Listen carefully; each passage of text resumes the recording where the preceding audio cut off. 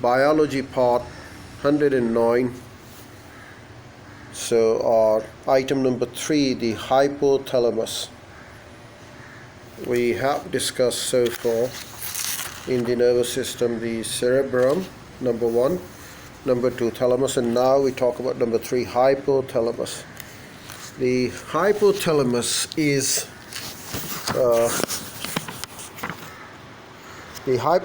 lies below the thalamus and forms the floor of the forebrain. It is one of the important brain region that has 3 main functions.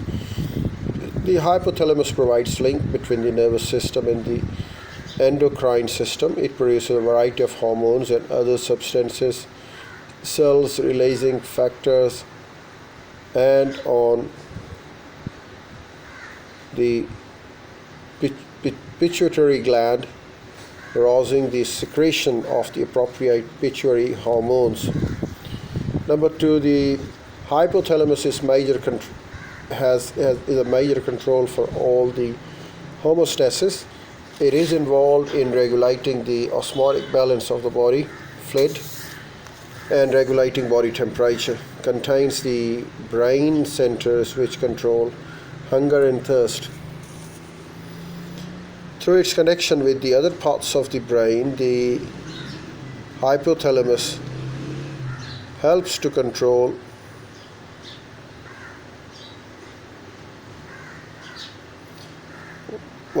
it in fact helps to control the hunger and thirst over there, and it is in fact the major center for homeostasis. It is involved in regulating the osmotic balance of the body fluids and regulating the body temperature. It contains the brain centers which control hunger and thirst. Through its connections with other parts of the brain, hypothalamus helps to control the autonomic nervous system described later in our tutorial. This regulates a wide range of involuntary activities including sweating, vascularization, and as we get along with it, we suddenly get more and more of it. Now we talk. This regulates a wide range of involuntary activities including sweating, vasoconstriction and vasodilation, heart rate, dilation of the pupils, and shivering. Number 4, midbrain. In lower vertebrates, the midbrain usually contains the optic lobes, which are the main brain area for visual processing. In mammals, this function is transferred to the cerebral hemisphere so that the midbrain acts as a relay center for visual information. Cerebellum. The cerebellum consists of a pair of swings and from the dorsal surface of the hindbrain. It is responsible for balance and muscular coordination in active movements as well as standing. In mammals, it has a well-developed cortex layer containing numerous Purkinje cells, each of which forms as many as 100,000 synapses with other neurons.